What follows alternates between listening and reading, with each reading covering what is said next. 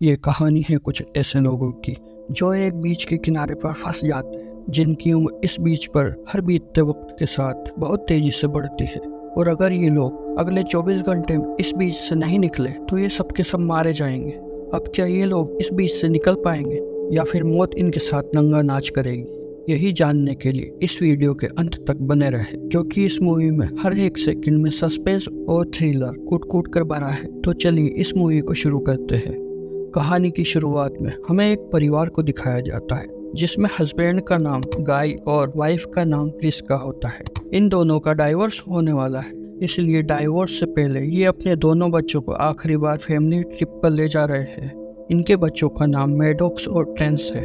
ये सब के सब रिसोर्ट पहुंच जाते हैं, जहां पहुंचने के बाद इन सबको वेलकम ड्रिंक दिया जाता है। कुछ देर बाद ये यहाँ एक फैमिली से मिलते हैं जिसमें वाइफ का नाम क्रिस्टल होता है। क्रिस्टल का हस्बैंड एक सर्जन है और ये अपनी बेटी के साथ यहाँ पर आए हैं। अब जब ये सब के सब बैठे होते हैं तभी रिसोर्ट का मैनेजर इनके पास आता है और इनको सजेस्ट करता है कि यहाँ पर एक बहुत खूबसूरत बीच है, इन्हें उस बीच पर जाना चाहिए। अब यहाँ पर रिसोर्ट का जो मैनेजर है उसके साथ यहाँ पर उसका एक नेफ्यू भी रहता है। मैडॉक्स और ट्रेंट की उससे अच्छी दोस्ती हो जाती है और ये आपस में मैसेज कोडिंग का एक गेम भी खेलते हैं। अब अगले दिन ये सब के सब उस बीच की तरफ निकल पड़ते हैं। इनकी गाड़ी घने जंगल से होते हुए बीच तक पहुंच जाती है, जो कि बहुत खूबसूरत होता है। बीच आने के बाद सब बहुत खुश है। यहाँ पर पहले से एक कपल होता है। इसके बाद यहाँ पर सब के सब अपनी बैठने की जगह बनाते हैं और कुछ ही देर बाद इन्हें यहाँ बहुत सारी चीजें मिलना शुरू हो जाती है, जिसे देखकर ये सब के सब तनाव में आ जाते हैं। इन्हें समझ में नहीं आता कि इससे पहले लोग यहाँ पर आए थे तो यहाँ पर अपना सामान छोड़कर क्यों चले गए। लेकिन फिलहाल ये इस बात को ज्यादा नहीं सोचना चाहते हैं, ये एंजॉय करना चाहते हैं। अब गाय और प्रिस्का का छोटा बेटा समंदर में नहाने के लिए जाता है और जब वो नहा रहा होता है तभी उसके पास एक डेड बॉडी आती है, जिसे देखकर वो डर जाता है। वो जोर से चिल्लाता है। सब यहाँ पर आकर देखते हैं तो ये एक लड़की की डेड बॉडी होती है। तभी वहाँ पर एक ब्लैक लड़का आता है और वो कहता है कि ये मेरी गर्लफ्रेंड है, मैं बहुत देर से इसे ढूंढ रहा था। और सबको लगता है कि इसी ने अपनी गर्लफ्रेंड को मारा है। तभी यहाँ पर सर्जेंट की वाइफ आती है और कहती है कि तुम्हारी मोम को कुछ हो गया है। सबके सब वहाँ पर जाते हैं तो देखते हैं कि सर्जन की मोम की मृत्यु हो गई है। और हैरानी की बात यह होती है कि अचानक से उनकी उम्र बढ़ गई, जिस वजह से उनकी मृत्यु हुई। लेकिन ऐसा कैसे हुआ किसी को कुछ भी समझ में नहीं आता। अब जब सबका ध्यान सर्जन की मोम की तरफ होता है तभी ब्लैक लड़का यहाँ से भागने की कोशिश करता है। सर्जन को उस पर शक है, वो उसके पीछे भागता है। ये दोनों के दोनों चट्टान के बीच में रास्ते पर भाग चलते हैं और तभी इन दोनों के सर में बहुत तेज सर दर्द होता है। ये दोनों के दोनों बेहोश हो जाते हैं और जब इन्हें होश आता है तो ये वापस बीच पर होते हैं। किसी को यहाँ पर कुछ समझ नहीं आ रहा है कि यहाँ पर हो क्या रहा है। प्रिस्का अपने बच्चों के लिए चिंतित होती है, इसीलिए वो अपने बच्चों को ढूंढने लगती है जो उसे कहीं भी नहीं दिखते।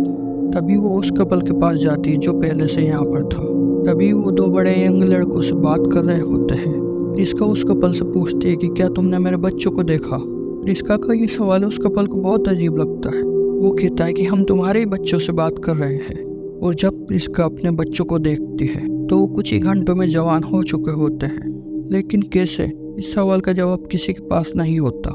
अब यहाँ पर मैडॉक्स के पिता भी आ जाते हैं। तभी वो अपने पिता के गले लग जाता है। उसके पिता को समझ में नहीं आ रहा होता है कि यहाँ पर हो क्या रहा है।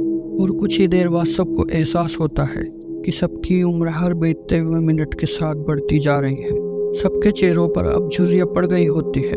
साथ ही सर्जन की बेटी भी अब जवान हो चुकी होती है। यहाँ पर सर्जन को जो कुछ भी हो रहा है उसके पीछे उस ब्लैक आदमी का हाथ लगता है। वो उससे उसका नाम पूछता है। वो बताता है कि मेरा नाम रेपर है। सर्जन को उस पर गुस्सा आता है और वो उसके चेहरे पर एक चाटा जड़ देता है, जिससे उसके चेहरे पर खून निकलना शुरू हो जाता है। वो अपने घाव को अपने हाथ से दबा लेता है और जैसे ही वो अपने हाथ को हटाता है उसका घाव पूरी तरह से भर चुका होता है। यानी कि अभी ऐसा लगता ही नहीं कि उसके चेहरे से अभी खून निकला था। वो सबको बताता है कि वो अपनी गर्लफ्रेंड के साथ यहाँ पर घूमने के लिए आया था।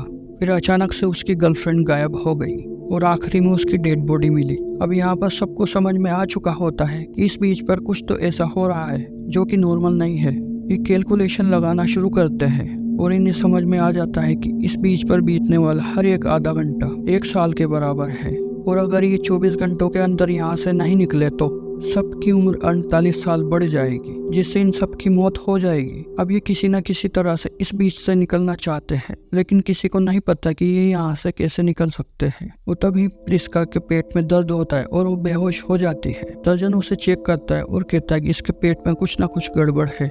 उसके पास जो नाइफ होता है उससे वो प्रिस्का के पेट को कट करता है और जैसे ही वो कट करता है घाव अपने आप से भर जाते हैं और वो नॉर्मल पहले की तरह हो जाता है। इसलिए वो जब कट करता है तो सब उसकी स्किन को पकड़ते हैं और सर्जन उसके पेट से एक स्टोन निकालता है, जिसके बाद प्रिस्का के घाव अपने आप ही भर जाते हैं और वो होश में आ जाती है। अब यहाँ पर जो ब्लैक लड़का है जिसकी गर्लफ्रेंड की मौत हो चुकी है, वो अपनी गर्लफ्रेंड की डेड बॉडी को देखने के लिए जाता है, पर जब वो उसके पास जाता है तो वो पूरी तरह से हैरान हो जाता है, क्योंकि उसकी गर्लफ्रेंड की बॉडी एक कंकाल में तब्दील हो चुकी होती है। और ये हिसाब लगाते हैं कि एक डेड बॉडी को कंकाल बनने में कम से कम 7 साल का समय लगता है, यानी कि इन्हें यहाँ पर 3.5 घंटे हो चुके हैं और इन सब की उम्र 7 साल बढ़ चुकी होती है। वहीं ट्रेंट को दिखाया जाता है जो सर्जन की बेटी के साथ टेंट के अंदर गया था, और जब ये दोनों बाहर आते हैं तो सर्जन की बेटी प्रेग्नेंट होती है और कुछ ही देर बाद वो एक बच्चे को जन्म भी दे देती है। यहाँ पर सब कुछ बहुत तेजी से बीत रहा होता है। सर्जन उस ब्लैक लड़के को मार देता है क्योंकि उसे उस पर शक था। साथ ही सर्जन की बेटी ने जिस बच्चे को जन्म दिया था उसकी भी मृत्यु हो जाती है। साथ ही इस बीच पर जो कपल पहले से था उसमें से जो एक मेल होता है उसकी डेड बॉडी पानी में मिलती है और ठीक इसके बाद उसकी पत्नी को दौरा पड़ता है, जिससे उसकी मृत्यु हो जाती है। सर्जन की बेटी अब यहाँ से निकलना चाहती है, इसलिए वो चट्टान पर चढ़ना शुरू कर देती है और जैसे ही वो ऊंचाई पर जाती है तो उसके सर में दर्द होना शुरू हो जाता है, जिस वजह से वो उस चट्टान से गिर जाती है और उसकी मौत हो जाती है। अब जैसे जैसे यहाँ पर टाइम बीत रहा होता है तो सबकी उम्र लगातार बढ़ती चली जा रही होती है और इसी तरह से रात हो जाती है। रात को जो सर्जन अपना दिमागी आपा खो चुका है वो प्रिस्का के हस्बैंड पर अटैक कर देता है, लेकिन प्रिस्का अपने हस्बैंड की मदद करती है। ये सब के सब आपस में लड़ते हुए घायल हो जाते हैं। इसके बाद ये सब के सब एक केव में जाते हैं जहाँ पर सर्जन की वाइफ पहले से ही होती है, लेकिन अब वो बहुत ज़्यादा बीमार है और बीमारी की वजह से उसकी मौत हो जाती है। और अब अगली सुबह दिखाया जाता है कि ये सब के सब मारे जा चुके होते हैं। बस यहाँ पर मेडॉक्स और उसका भाई टेंट बचे हुए हैं। इन्हें समझ में नहीं आता कि इन्हें यहाँ से कैसे निकलना चाहिए। तभी ये देखते हैं कि उनके पास अभी भी एक पेपर होता है, जिस पेपर पर ये रिसोर्ट के मैनेजर के नेफ्यू के साथ एक गेम खेल रहे थे और इसमें एक कोडेड मैसेज होता है और ये उस मैसेज को पढ़ने की कोशिश करते हैं।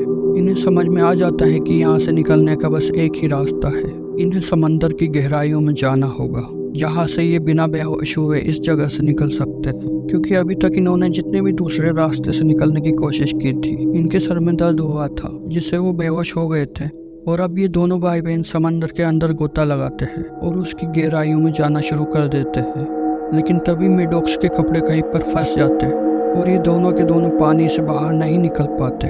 वहीं दूर पहाड़ी की चट्टान पर एक आदमी को दिखाया जाता है जो इन सबको दूरबीन से देख रहा होता है, और जब वहाँ पर कोई भी नहीं बचता तो वो आदमी रिसोर्ट आ जाता है जहाँ पर एक बहुत बड़ी लैब होती है। वो रिसोर्ट के मैनेजर को बताता है कि सबके सब मारे जा चुके हैं। दरअसल यहाँ पर एक बहुत बड़ा मेडिकल का टेस्ट चल रहा होता है।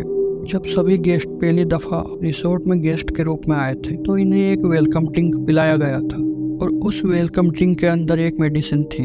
लोगों की जो एज बढ़ रही थी या उनको बीमारी हो रही थी या जो उनके घाव अपने आप ही बढ़ रहे होते हैं, उसका बीच से कोई भी लेना देना नहीं था। उसका डायरेक्ट कनेक्शन उस मेडिसिन से था जो उन्हें वेलकम ड्रिंक के अंदर मिलाकर पिलाई गई थी। अगर वो ये सब गवर्नमेंट की इजाज़त से करते तो इन्हें ये टेस्ट करने में कई साल लग जाते, लेकिन यहाँ पर जो रिसर्चर होते हैं वो रिसोर्ट के अंदर आए हुए मेहमानों पर टेस्ट करके सालों का काम एक ही दिन में कर देते हैं, और अभी तक वो ऐसा 73 बार कर चुके हैं।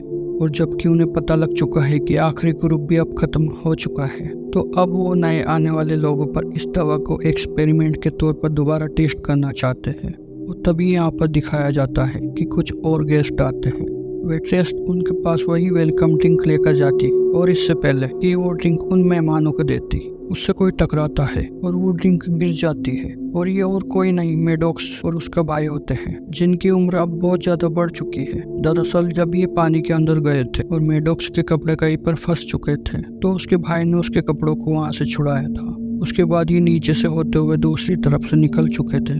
तभी ऊपर से एक हेलीकॉप्टर गुजरा था जिसने इन्हें रेस्क्यू कर लिया था और इस तरह से इनकी जान बच गई। हालांकि इनकी उम्र इतनी ज़्यादा बढ़ चुकी है कि अब इन्हें कोई भी नहीं पहचान सकता। इसीलिए ये रिसोर्ट के मैनेजर के नेफ्यू के पास जाते हैं, जिसने इन्हें एक सीक्रेट मैसेज दिया था, और ये उसे उस सीक्रेट मैसेज को दिखाते हैं। वो ये फैसला करते हैं कि वो ये मैसेज को लेकर पुलिस के पास जाएंगे और उन्हें इस रिसोर्ट की सच्चाई बताएंगे। साथ ही ये भी कि यहाँ से कई लोग रिसोर्ट से गायब होते हैं और इसके बाद वो अपने घर यानी कि अपनी आंटी के पास चले जाएंगे। इसी के साथ ये फिल्म यहीं पर खत्म हो जाती है। तो ये कहानी आपको कैसी लगी? अगर अच्छी लगी तो लाइक करें और इस चैनल को सब्सक्राइब करें। और अगर आपको ये सर्वाइवल मूवी अच्छी लगी हो तो ये नेक्स्ट सर्वाइवल स्टोरी भी आपको अच्छी लगेगी, जिसमें दो कपल कैसे एक आइलैंड से बाहर निकलते हैं। मिलते हैं किसी और दिन एक नई वीडियो में। तब तक के लिए टिल देन बाय बाय।